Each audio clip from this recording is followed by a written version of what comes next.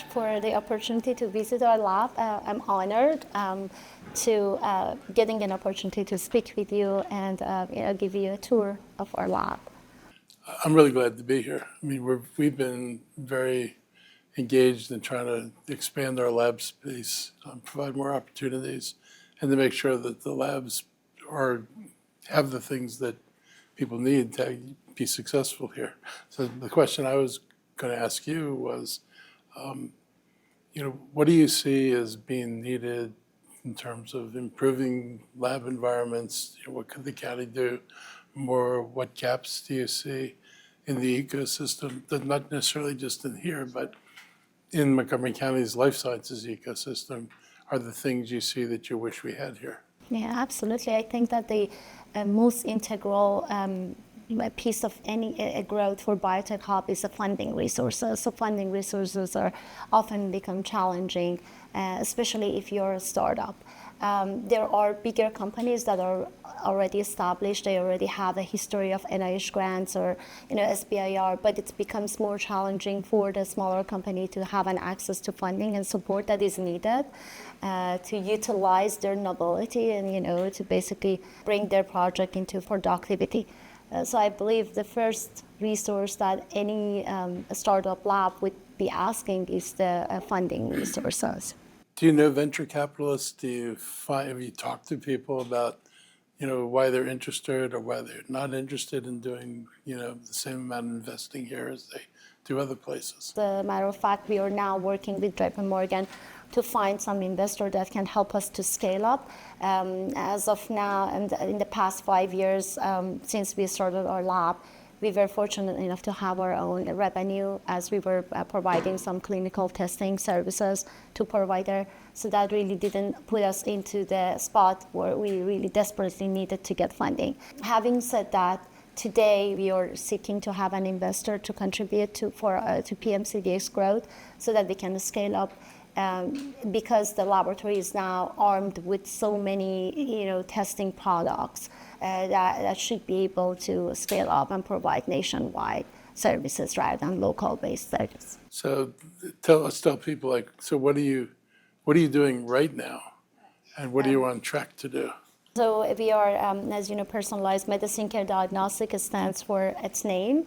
Our mission is to improve precision medicine into clinical routine practice. So we want to make this test accessible and affordable at the population scale, so that every individual should have an access to this test type. There are some challenges to meet that goal. Particularly, I think the coverage for health insurance is one of the biggest issues that we face in the clinical realm, as they often do not cover the testing for genetic testing, for pharmacogenomic testing, or even infectious disease, which is one of the issues in healthcare right now. I think we do need some advocate in the field to really raise awareness for the population, to say why we need precision medicine, how the utilizing precision medicine can help to improve public health, and what are the routes to really convince insurance companies that this test not only ultimately is not be costly for them, but also help them to reduce the cost, as well as improve patient care. Have you found the arguments that are persuasive with insurance companies? The main problem with insurance companies is that they look at the quarter plan. So they don't think about long-term investment, which I think that as a professional or someone who understands the indication for genetic testing, you need to look at the long-term effect of any procedure, not the short-term. I was talking to somebody who's a doctor in the medical system that is not really providing GLP-1 medications because of the cost. But I've talked to doctors who say, if you look only at the cost for the immediate thing you're dealing with, maybe it's high. But given the protective benefits that it gives over the long term, it might actually be cheap. It's easier to address something early than it is to address it late. And you're absolutely right. We so called it as trial and error approach, where the individuals, for instance, go on random medication that is commonly used.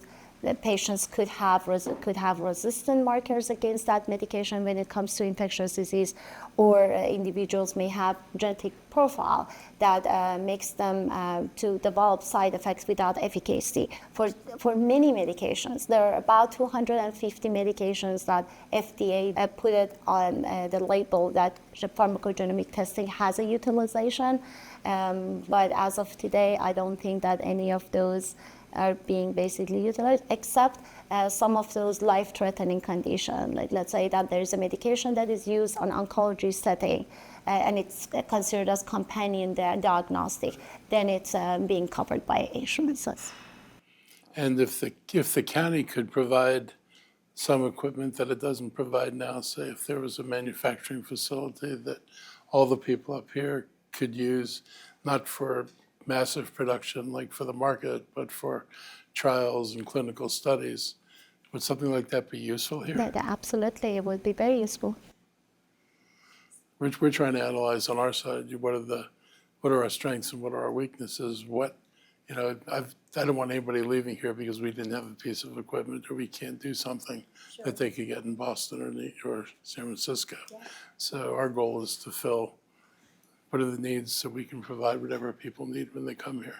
Yeah, absolutely. That would be very useful.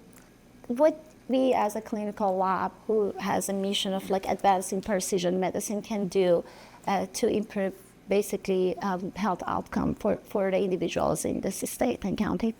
Well, that kind of ties together what you do and what I was kind of asking about, because I think we were in Korea, for example, and they do widespread testing of the population early on. And so they find things very early. And treating things very early is way different than waiting for a cancer to establish itself, for example, and begin to metastasize.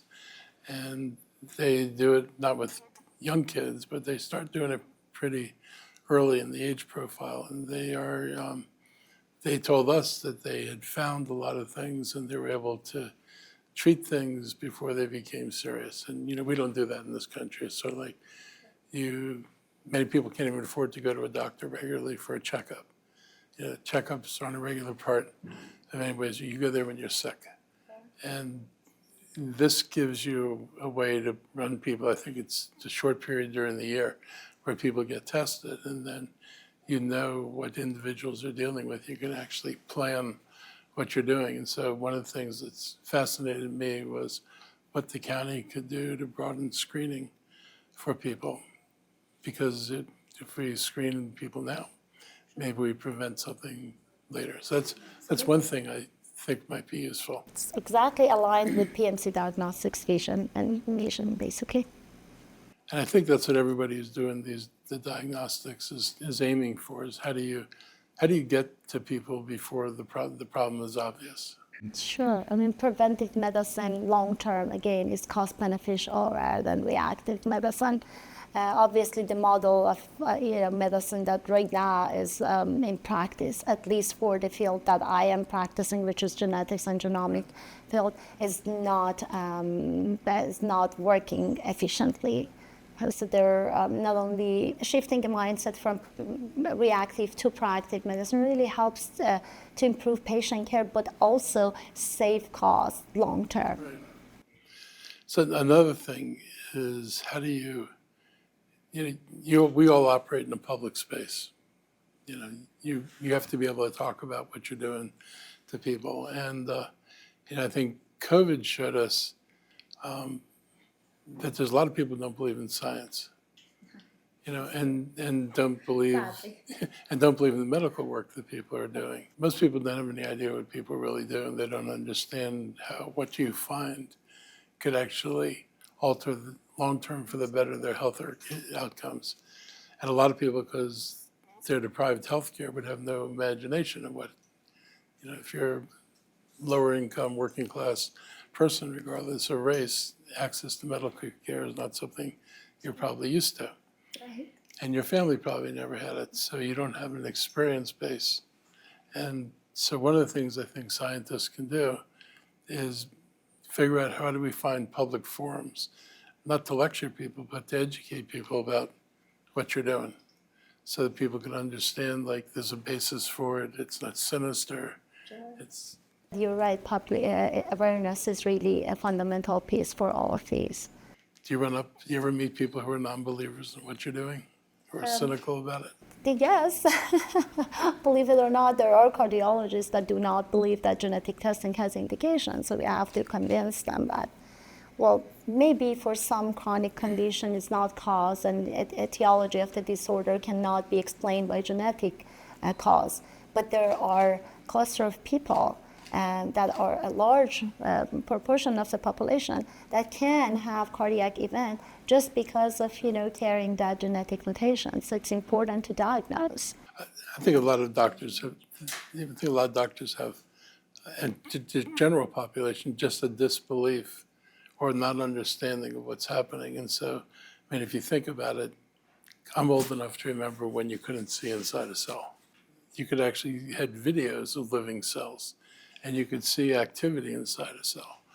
And so if you developed your art before you could see inside, and everything was just do you have a drug that kills something? Right. And hopefully not the patient, just whatever you're treating, without understanding how it works. I think your belief in genetics may have since you never dealt with it in your career or developing, right. You just think you don't need it. Like, I'm a successful doctor, I can do what I do. Exactly, yes, yeah. I think that there are some efforts to basically raise awareness and incorporate some of those genetic educational material into the medical school curriculum. And I know they started at least, doing that. But again, funding and resources and lack of expert is another issue. There are not many people that are an expert who can talk and advocate and raise awareness. So that's kind of the point of, I told you about the Institute for Health Computing. Right. The whole point of that is to introduce people into what you can do with artificial intelligence, because now you've got more data than you ever had before. That is correct. And so what do you do with the data? Because if you don't know relationships, like you told me, you know what the sequence, what a gene should look like, and you can compare that to what you find to see whether a gene is not functioning properly. You couldn't have done that 20 years ago. I mean, in my opinion, the advancement of technology is way faster than us as human power to analyze and interpret all that information. Now we have access to, AI technology that can help us to really understand all these massive data that we produce and generate on a daily basis, how they can contribute to human disease, how it can help us to have a better health and have a better lifestyle. So you like what you do?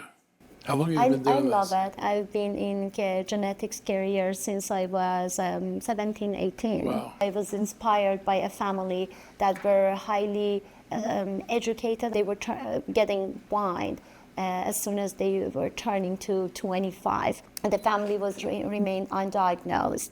And at the time I started, getting into the genetics world and educating myself.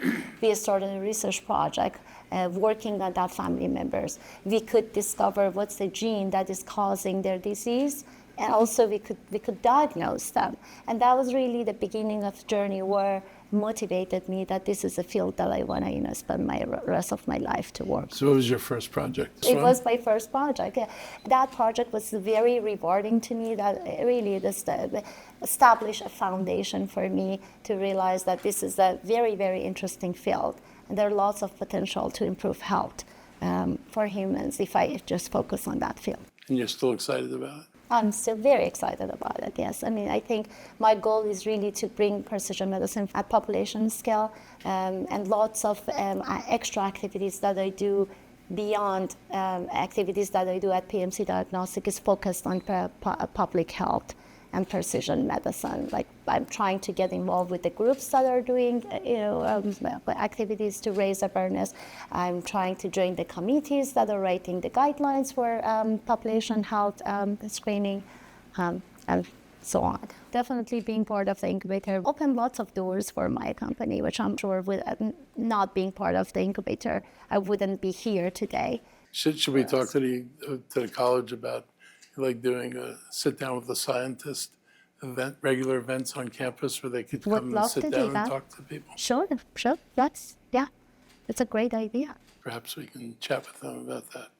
Sounds good. I think that's a brilliant idea. Would love to participate. Cool. I appreciate the work you do. I mean, our end is easy. You know, we provide a space, but you bring the brains and the talent and passion to your work, and we could never make the space do that unless we had people like you in it. Thanks so much for the kind words.